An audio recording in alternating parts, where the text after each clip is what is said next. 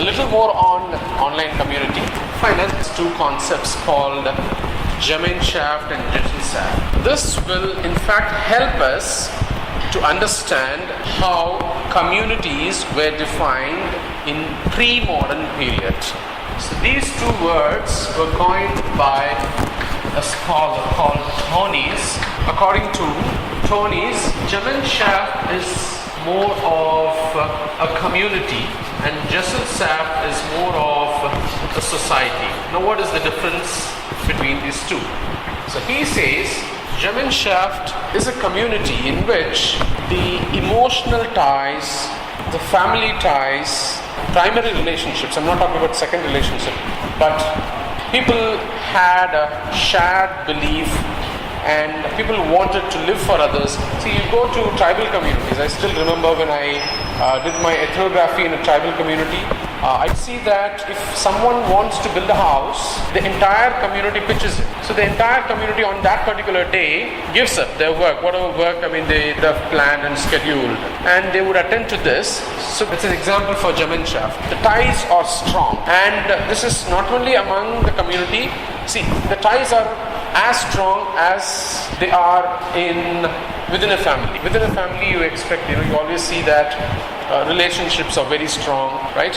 Networking is very strong and emotional component is high. That's how it is. So just imagine you enlarge it for a larger community. Even a community lives like that. So according to him, this is a very classical definition which he gave in the pre-modern period. So again, it is rooted, anchored in place. When he says community, he's not talking about one community living here, another community living about 10 kilometers away, and these two communities sharing some close ties, etc. No, he was not talking about that. He was talking about one small settlement or a community wherein members enjoyed shared ties, close relationships, etc. On the other hand, Gesellschaft, he said, it's more like a society. Okay, there's a difference between community. Society is larger and so might comprise of different communities. And here, he says, according to Gesellschaft, individuals are self-centered. When individuals are self-centered, then there is no way you can expect them to share ideas and to come together, to assemble and to think together, or as it happens in this tribal community where every evening all of them gather together and have some they do some performances, but the entire community will be present. So what happens in this Gesellschaft, people are actually creating small islands, and as a result this might lead to what you call as class conflicts. Now this is Tönnies' conceptualization of two different types of community. Now, do we see examples of this in the virtual space? Now, that is what we are going to look at. Now, this is from a sociological perspective. Anthropologists also have tried to explain and conceive definitions, devise definitions, for community. Their way of looking at community is completely different. They look at simply as society is one, the other one is community. Now, anthropologists, they look at society and community. Again, the same definition applies. Actually, they derive the word, there's something called in Greek, societas and communitas. So to them, the societas is something which is very big. To them, societas is something which is heterogeneous. So there are different groups within a society is how they see it, and community is just one single group. Again, they share the same definition which is offered by Tönnies. Now all of them are place-based is what I have told you. All of them are place-based definitions of community. Now, but we are talking about there's no place. We are talking about virtual communities which are not place-based. Now, the first definition offered in opposition to place-based communities, the first theoretical concept or a type of community given to us, as scholars, by a scholar, in opposition, that is in contradiction to this place-based community, is by one scholar called Anderson. Anderson uses the term imagined community. This community that he talks about stretches far beyond the borders of the community that each of us lives in. So he is not talking just about the community that we live in. He is also talking about how we are keeping in touch with communities that are far outside of our reach. For instance, we will never be going to certain communities, but we still have an understanding of this community. So he says these are communities which are imagined communities. And such imagined communities we create when we are reading newspapers. We realize, for instance, how do you empathize or sympathize with something that takes place in any state in North India? That's also a community. Well, when I empathize or when I sympathize with some events that are taking place not here. Now, if there is an accident that is taking place in Pondicherry, how would you feel it? How would you feel it and how would you empathize with this, right? You are from Pondicherry. And in case if there is an accident taking place in a different place, let's say in Shillong, and how would Pondicherry, people from Pondicherry, how would you empathize? I guess still we empathize, right? So which is our imagined community. So we are actually empathizing with them. This is a community which we imagine. No, imagine in the sense it's there, but still we are interacting with this community in a different way, not necessarily by way of physically flying and going there and being there. So she can, empathize in a different way, but still she would also empathize with something that is taking place in London also, right? So this is called imagined community. And if you look at television, we get to come across a lot of these communities which are not anywhere here. But since these communities, how they are affected, what they do, etc., are brought to our drawing room through television or brought to us through newspapers, there is some kind of interaction, there is some kind of not emotional ties. It's not emotional ties, but some sort of ties and connection which we are trying to establish with this community. So this is imagined community. So all of us anyway. So if there is an earthquake taking place, Haiti earthquake, or earthquakes did affect even India at different points in time, or it could be wars, right? It could be Pakistan this war or China this, right? So how do you? It's not just necessarily about empathize. It's some kind of an affect, a feeling, your attitude. So there is a sense of belonging that is taking place. Even though you do not belong to that community, there is a sense of belonging that is generated within you, isn't it? You don't feel that way? So this is what he says as imagined communities. A lot of us, if you are only individuals, just bothered about only, okay, fine, so you have to be an activist. If you want to do something, you have to be an activist. So take the floods, in Uttarakhand. Have you donated anything? So somebody has to mobilize this.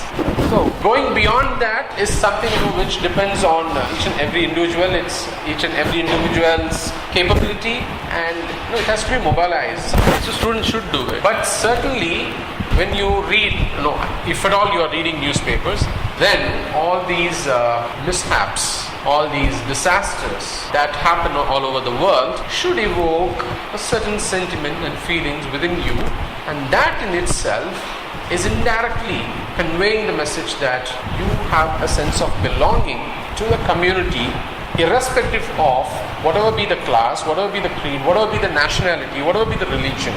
So cutting across all these factors, you have a sense of belonging. So that's what he says. That wouldn't happen if you don't have media in society. If you don't have media in society, what is happening in other places will never be known. Right? So that's brought to us through television, newspapers.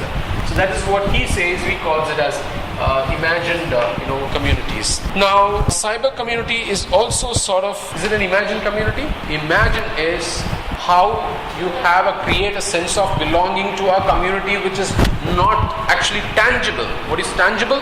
That cannot be felt, that cannot be seen, that cannot be experienced in your proximity. But it's far away, but still you feel you have a sense of belonging to that community. How does that happen? That's what he means by imagined communities, right?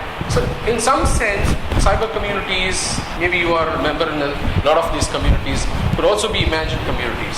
So does cyber community have traits of imagined community? They're not tangible, and it could be here, and it could be something on whatever is taking place in the US or in UK or in any part of the country, and still there can be a sense of belonging, and you get into the space and you start having public discussion, etc. Right? So the difference is actually in cyber community, unlike in the real community, the public discussion can be very long. It will go on for a long time, which doesn't normally happen in a real community. In a real discussion, face-to-face discussion, it has got its own time limitations and constraints. But whereas this can go on and on for even days together. Have you seen that? Isn't it? So it can go on for a month. There could be some 1,000 and 1,500 posts. Okay, that's something which cyber community facilitates. So now what is happening then to having understood all these concepts? These are the basic concepts pertaining to community. Now we are going to look at online virtual community, which we have already discussed quite intensively, but still we take a relook at that. Now, so there is this question of real and virtual that we are facing. It is a kind of a binary. Right? You know what a binary is? Male, female is a binary. Real, virtual is a binary. So, do we mean to say that real community is completely different and virtual community is completely different, and there are no linkages? There's no way that these two can be related to each other or can be linked to each other? That's a question people have started raising. So is it that when I'm saying I'm in a real community, then I'm in a totally different space, and when I say that I'm in a virtual community, that I'm totally in a different space, and these two are kind of like two tracks that will never meet? So it's something of that kind. Real and virtual. So are there two tracks which do not meet? Okay, virtual becomes the real and virtual is the simulacrum. That's fine. So in fact, if you look at it, most of the scholars, they say that real and virtual cannot be separated. They are not two distinct spaces. They are in some sense or the other linked to each other. That's what they say. Now whatever we do in virtual space, there are at times we may start something in virtual space, and we'll carry out all our activities and performances only in virtual space. But most of the times it's because something is taking place somewhere in some real space, then we start talking about it in the virtual space. Probably this imagined community, whatever, right? I mean, it is actually facilitated, actualized. So whatever you feel and you said, you want to do something, the best thing that you could do is not necessarily, it should be a donation or contribution in terms of money and clothes, but even expressing and articulating your feelings and thoughts is also a certain contribution in some way or the other. So that actually is possible now in the virtual space. So what some of the scholars like Baim actually, she is talking about what is this real and virtual, and she very categorically states that real and virtual are not two different spaces. Real and virtual are interlinked, interlocked. Right? So what we do in real space, then we just expand activities in virtual space, right? So you can just take up anything for that matter. You can just go visit. It could be Anna Hazare movement or anything for that matter. There is also a real presence which we start discussing it in an elaborate manner when it comes to the virtual space.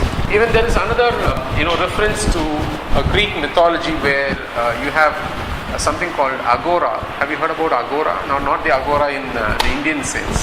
They are immortal. They eat flesh. They are found in Kasi. Okay.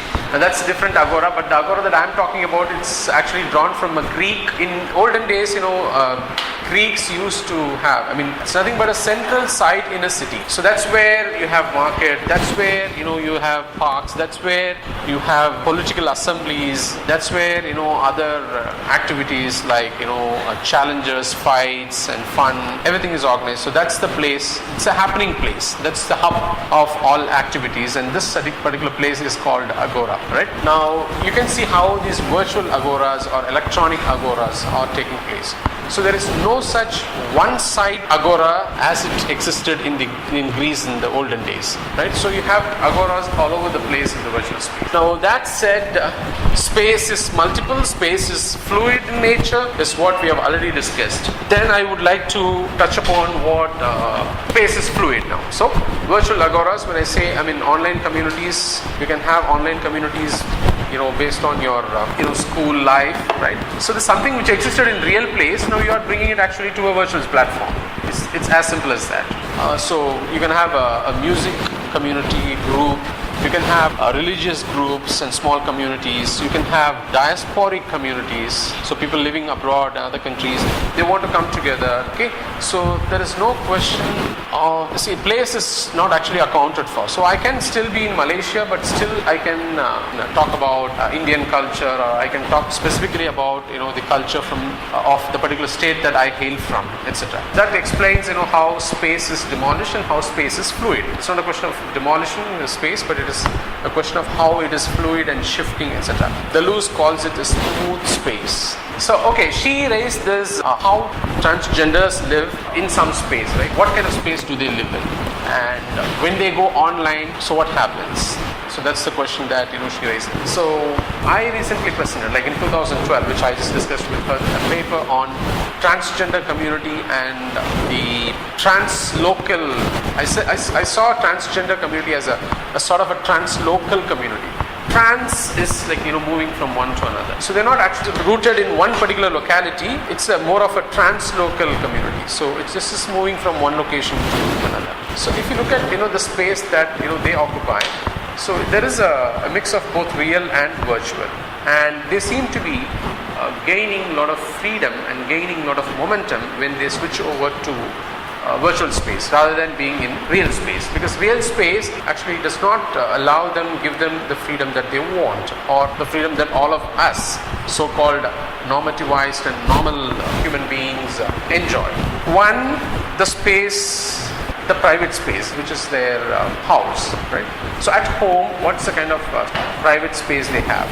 So what happens is, at home, you're not willing to actually acknowledge them or recognize their, whatever you call it, yeah?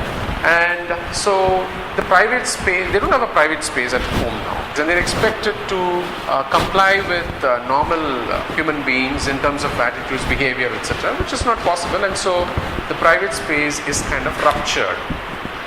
The private space is ruptured, actually, is kind of disrupted. So, realizing that there is no private space for them, then they are actually moving out of. Two things happen. One, they are forced to leave. Two, they leave on their own.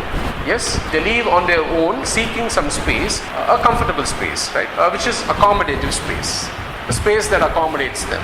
They seek.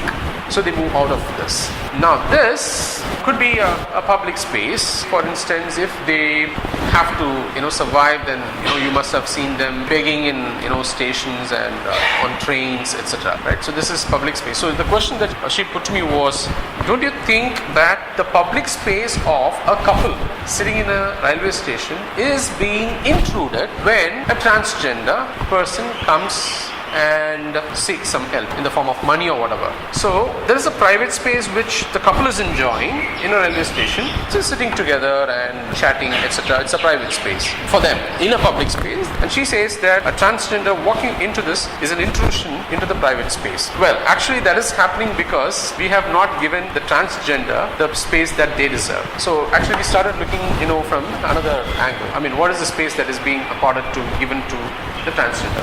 Fine. So now they leave the place of stay, that is their houses and home, and where do they go? So they go to such public places, or they go to certain spaces such as NGOs, accommodative spaces like NGOs which accommodate them, or certain houses which exist to help such people. Now, but very few are lucky to enter into this space. Alright, so now there is a comfortable space when it comes to NGOs, right? Because it's all about their community, right? So you can go back to this German Shaft or whatever. And from here, what do?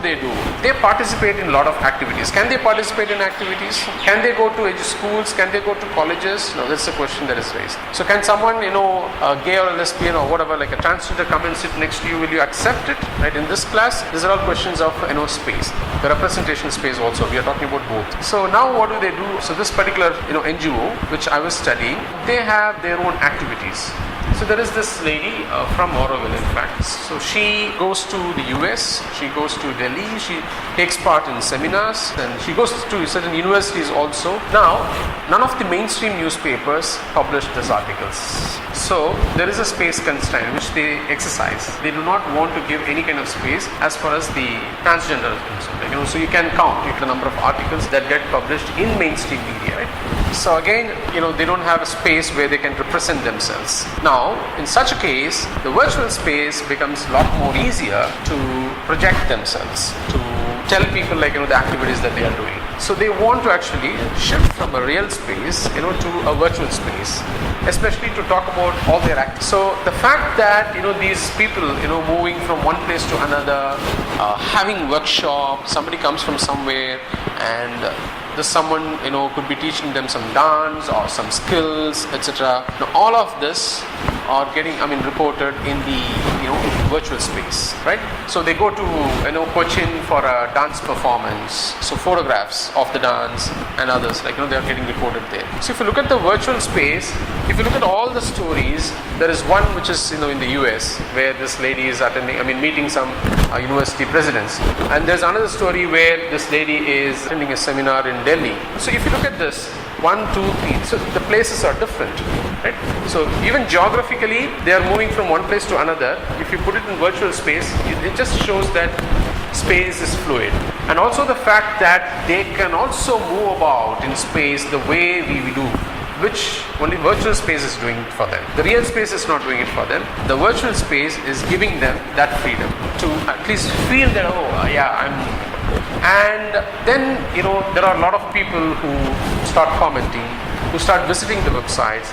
Could be people from different places. Again, look at, the space and configuration, how it works. So someone writes to them from China, or someone writes to them from Malaysia, or from any country for that matter, saying that, okay, we will contribute, for your activity, exercise, etc. So, I just wanted to tell you how space works, as when it comes to transgender. So they're kind of everywhere, they're always in a, they say liminal space. What is a liminal space? It's just, I'm standing at the threshold. I can, it's a passing phase. Liminal space is nothing but a passing phase from one to another. So they always, seem to be in that kind of liminal space. Why they're always in a liminal space? Why I always say that you're at the threshold and you're going to cross? Because we have not accommodated them either into male or as a female category. So we not accommodated them into the binaries, any of the binaries that we talk about. So they always seem to be in that sort of liminal space. It's altogether a different issue that all of us will be in liminal space at some point in time or the other. So even human beings, for example, rites of passage. You know what a rite of passage is? It's a ritual which is conducted by all people, right? So rite of passage, the passage, the one from one phase to another, from adulthood into a married person, so something of it. So every passage is called, they call it a rite of passage. Rite, R-I-T, rite is nothing but ritual. It's a ritual which, you come across in villages and tribal communities conduct a lot of, right? So this is explained, how space operates. So space for them in real life is completely different. It's completely kind of, oppositional. Real life space is very restrictive to them, but virtual space is opening up actually for the transgender. So they are able to express, and they are able to write, because the mainstream media, they're not doing it. It's the space that is accommodated, that is given to them in terms of, are we giving jobs in administration? So that's the question I was raising. And will you allow transgender to become a pujari? You don't want to give the space to them, right? So that's, the real space is very restrictive as far as they're concerned. That's because of our constitution of how we constitute ourselves. We always constitute ourselves into either males or females. Everything else, so the space is actually restricting to them. So now we have to move on to the question of subject, which I started, to be able to understand, identity. Because we are all participating in the digital space. And when I say participation, it's not participation like, how you're sitting here and listening to me very passively. We do much more than that. I guess you do much more than that. In a classroom, you may listen, you may not listen. It may be boring, etc. And so you will be doing things, whatever you want to do. That also explains, your individual freedom. But when it comes to a digital space, all of us are, in fact, more active than we are in our normal, day-to-day life. So what do? We actually write ourselves, and we also perform ourselves. We do these two things quite frequently. We write in Facebook, especially in SNS, social networking sites. What do? You perform and you write. It's more like, signing. So I'm writing myself when I sign. So I'm just giving you a very, just distant, vague example. So we write ourselves. How do we write yourself? The way you write comments and posts and whatever you do, that's like, you're writing yourself. You're, carving yourself there by way of writing. You are telling what you are. So yourself is constructed, yourself is created. So it's a question of subject constitution. And then you are writing and performing also. You do a lot of performances, right? How do you perform and what do you perform? That's also happening there. So these two activities together, if you look at it, will help us to understand what you call as identity. So that's why I keep telling someone, like if somebody here is maintaining a blog, let's take a look at the blog. So you're writing yourself in your personal blog. So it could be through, not necessarily through writing, it could also happen, through your designs will also tell. So paintings, that will tell a lot about how someone is writing oneself, how someone is painting oneself. The self is actually projected through the works, the activities and the performances that we do. So in SNS, social networking sites, if we thoroughly understand and analyze, identity can be constructed. So what is this identity? I think I told you, right? After World War II, we are more concerned about who we are. What do we want to become? Right? I told you what happened in World War II. People thought that their purpose of survival, the purpose of living in the world is to take part in the war and die or manage to survive, just that. So that's why we say the survivors of this world war, and then we celebrate them. They never had any other purpose because they did not live in any kind of a modernized world, industrialized world, nothing. Right? Okay, fine, they had documentaries to watch, but they did not watch it for entertainment purpose. They were only shown, as propaganda missionaries. So the purpose, actually, after World War II, for the first time, this philosophical question of why am I living started rising. That's when a lot of philosophers set out, to inquire into life. So what is life and what should they be doing? And then we had, modernization taking place, industrialization taking place, working, right, making money, and building houses, buying cars, etc., etc. And today we live in a very postmodern world where our identity is like we want to be too many things. Could be because of greed, could be because of desires, could be because of necessity is only simple. If necessity is what matters, then I don't need money more than what I need to survive my life, right? Necessity is just that. But we go beyond necessity. Fine, beyond necessity again, how much? That how much has become undefinable, indefinable, just allow our greed and desire. And how are they? Because networked with everything. We see others, we see this happening, we see that happening, and we talk about our life, we talk about our risks in society. You are surrounded by, the moment you start earning money, then you will know how your priorities are going to change. Fine, you have to get married, so there's the expectation some people have. Then what do we do? Okay, you are earning, so you have to build a house, you have to buy a car, and then you have to go for some insurances, and then 5 years down, you are 30 now, you have to go for health insurance, and eventually you just buy into these and you owe a lot to all these corporates, and for the entire life you will only be doing that, paying back, because again, like it's a question of risk. And then after your kids grow, he's in 10th standard, okay, I have to save some money for his college, because you know very well that somewhere or the other, you have to pay in terms of lakhs, and so educational loan, this loan, that loan. So it's a kind of always we live in a risk society, not completely liberated from any kind of social constraints, liberated from any kind of social constraints. Okay, that actually tells a lot about identity. So identity can be studied from a sociological perspective. But our focus is going to be on what is this identity in the virtual space, in the digital space.